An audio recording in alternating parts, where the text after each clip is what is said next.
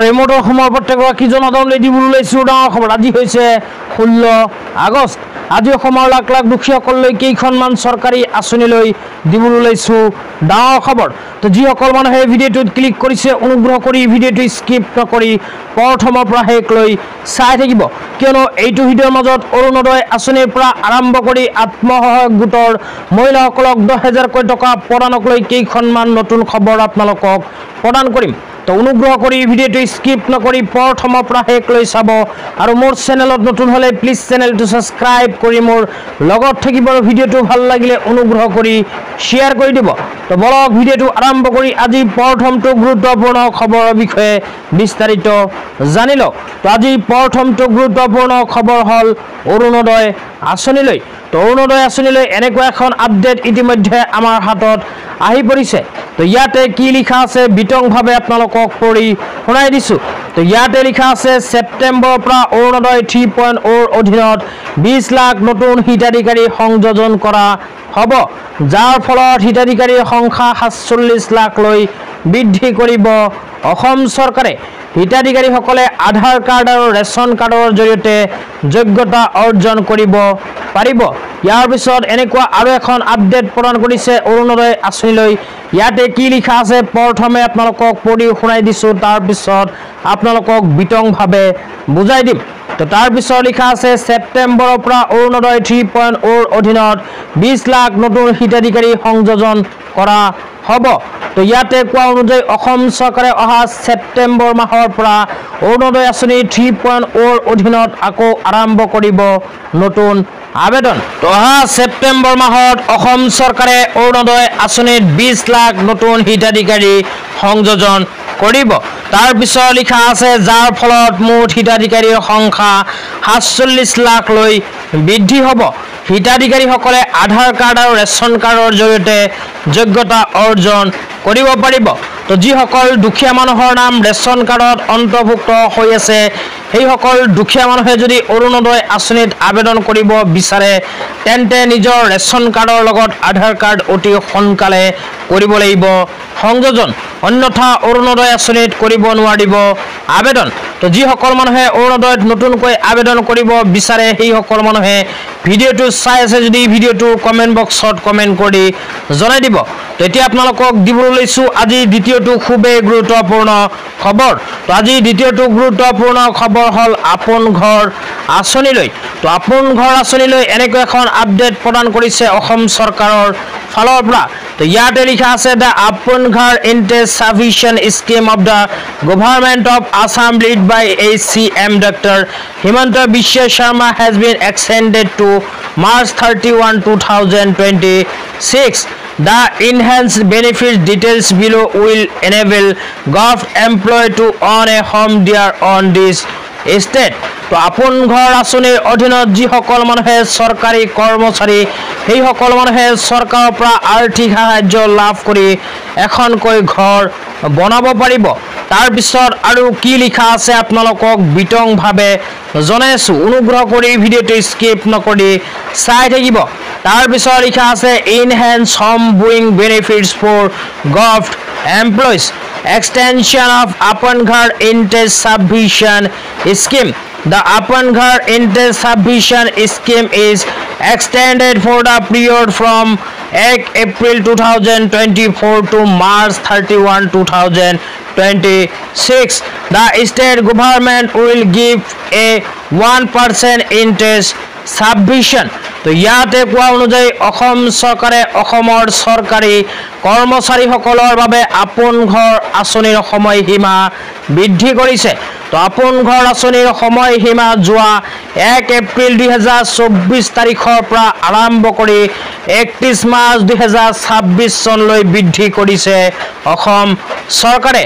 তো যিসকল চৰকাৰী কৰ্মচাৰীয়ে আপোন ঘৰ আঁচনিৰ অধীনত এখনকৈ চৰকাৰী ঘৰ বনাব বিচাৰে বা নিজৰ এখন ঘৰ বনাব বিচাৰে, সেইসকল মানুহে 30 লাখ টকা পৰ্যন্ত চৰকাৰৰ ফালৰ পৰা ল'ব পাৰিব আপোন ঘৰ আঁচনিৰ অধীনত।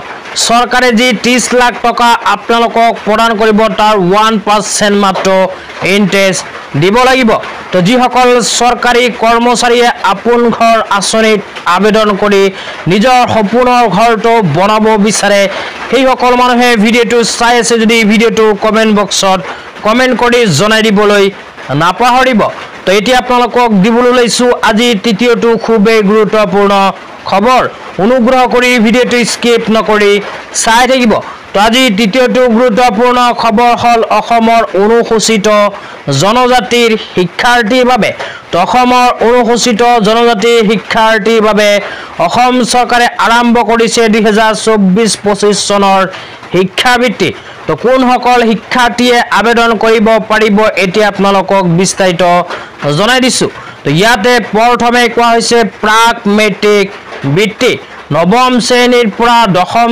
শ্ৰেণীত পঢ়ি থকা ছাত্ৰ ছাত্ৰীসকলে প্ৰাক মেট্ৰিক বৃত্তিত কৰিব পাৰিব আবেদন তাৰ পিছত কোৱা হৈছে যোগ্যতাৰ ভিতৰত 1 নম্বৰত কোৱা হৈছে পৰিয়ালৰ বাৰ্ষিক উপাৰ্জন 2,50,000 টকা পৰ্যন্ত হ'ব লাগিব যদিহে এইখন শিক্ষাবৃত্তিত কৰিব বিচাৰে আবেদন তাৰ পিছত 2 নম্বৰত কোৱা হৈছে আবেদনৰ সময়সীমা 31 আগষ্ট 2024 তো অহা 31 আগষ্ট 2024 তাৰিখৰ ভিতৰতে কৰিব লাগিব আবেদন ইয়াৰ পিছত আৰু কোৱা হৈছে মেট্ৰিকোত্তৰ বৃত্তি তো মেট্ৰিকোত্তৰ বৃত্তিৰ ভিতৰত যোগ্যতাৰ ভিতৰত কোৱা হৈছে পৰিয়ালৰ বাৰ্ষিক উপাৰ্জন 2,50,000 টকা পৰ্যন্ত হ'ব লাগিব যদিহে এইখন শিক্ষাবৃত্তিত কৰিব বিচাৰে আবেদন তো আবেদনৰ অন্তিম সময়সীমা ধাৰ্য কৰিছে 31 অক্টোবৰ 2024 তো যিসকল ছাত্ৰ ছাত্ৰীয়ে এইখন বৃত্তি আঁচনিত আবেদন কৰিব বিচাৰে সেই সকল ছাত্ৰ ছাত্ৰীয়ে www.scholarships.gov.in ৰ অফিচিয়েল ৱেবছাইটত ভিজিট কৰি এইখন শিক্ষাবৃত্তিত কৰিব পাৰিব আবেদন তো যিসকল মানুহে ভিডিঅটো চাই আছে সেই সকল মানুহৰ ঘৰত যদি অনুসূচিত জনজাতি শিক্ষাৰ্থী আছে তেন্তে এইটো ভিডিঅ কমেন্ট বক্সত কমেন্ট কৰি জনাই দিবলৈ নাপাহৰিব কিয়নো ইয়াৰ নেক্সট ভিডিঅত আপোনালোকক অনলাইন এপ্লিকেশন প্ৰসেসটো দেখুৱাই দিম তো এতিয়া আপোনালোকক দিবলৈ লৈছো আজি চতুৰ্থটো খুবেই গুৰুত্বপূৰ্ণ খবৰ অনুগ্ৰহ কৰি ভিডিঅটো স্কিপ নকৰি চাই থাকিব তো আজি চতুৰ্থটো গুৰুত্বপূৰ্ণ খবৰ হল PM কিষাণ আঁচনিৰ হিতাধিকাৰীসকলৰ বাবে তো যিসকল মানুহৰ নাম PM কিষাণ আঁচনিত অন্তৰ্ভুক্ত হৈ আছে সেই সকল মানুহৰ মোবাইল নম্বৰ যদি এনেকুৱাকৈ এখন SMS আহে তেন্তে হ'ব লাগিব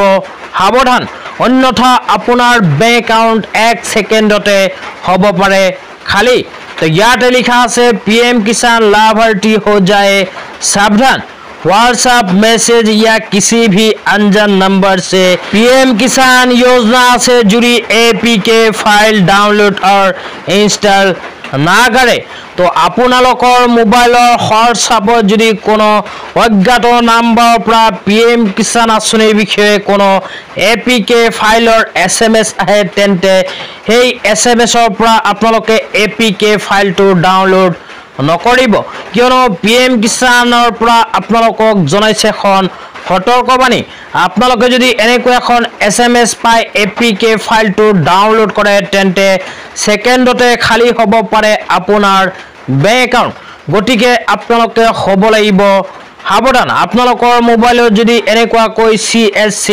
PM Kisan EKYC new form APK বুলি ফাইল আহে তেন্তে কেতিয়াও সেই ফাইলখন ডাউনলোড কৰি ইনষ্টল নকৰিব তেতিয়া আপোনালোকক দিবলৈ লৈছো আজি পঞ্চমটো খুবেই গুৰুত্বপূৰ্ণ খবৰ অনুগ্ৰহ কৰি ভিডিঅটো স্কিপ নকৰি চাই থাকিব আজি পঞ্চমটো গুৰুত্বপূৰ্ণ খবৰ হল আত্মসহায়ক গোটৰ মহিলাসকলৰ বাবে তো যিসকল আত্মসহায়ক গোটৰ মহিলাসকলে মুখ্যমন্ত্ৰী মহিলা উদ্যমিতা অভিযান আঁচনিত 10,000 টকা পাব বিচাৰে সেই সকল মহিলাৰ বেংক একাউণ্টত আজি 10,000 টকা সোমাব নেকি তো এই বিষয়ত আপোনালোকক জনাই আছো আত্মসহায়ক গোটৰ মহিলাৰ বেংক একাউণ্টত কিন্তু আজি 10,000 টকা নোসোমাব বহুতে হয়তো ভিডিও বনাই জনাইছে যে আত্মসহায়ক গোটৰ মহিলাসকলৰ বেংক একাউণ্টত ইতিমধ্যে সোমাই গল 10,000 টকা তো সেইবোৰ আপোনালোকে বিশ্বাস কৰিব নালাগে অসম চৰকাৰে আত্মসহায়ক গোটৰ মহিলাসকলক 10,000কৈ টকা কেতিয়া প্ৰদান কৰিব এই বিষয়ত কিন্তু কোনো নিৰ্দিষ্ট ডেট এতিয়ালৈকে প্ৰকাশ কৰা নাই। তো নিৰ্দিষ্ট ডেট যেতিয়া প্ৰকাশ কৰিব লগে লগে মোৰ চেনেলৰ জৰিয়তে আপোনালোকক নতুনকৈ ভিডিঅ' বনাই জনাই দিম। তো অনুগ্ৰহ কৰি মোৰ চেনেলটো ছাবস্ক্ৰাইব কৰি মোৰ লগত থাকিব সকলোতকৈ আগত সকলোতকৈ সত্য তথ্যবিলাক আপোনালোকে জানিবৰ বাবে। তো আত্মসহায়ক গোটৰ মহিলাসকলে আৰু কিবা যদি জানিব লগা আছে তেন্তে এইটো ভিডিঅ'ৰ কমেণ্ট বক্সত কমেণ্ট কৰি জনাই দিবলৈ নাপাহৰিব। তো আজি ইমানেই, ধন্যবাদ।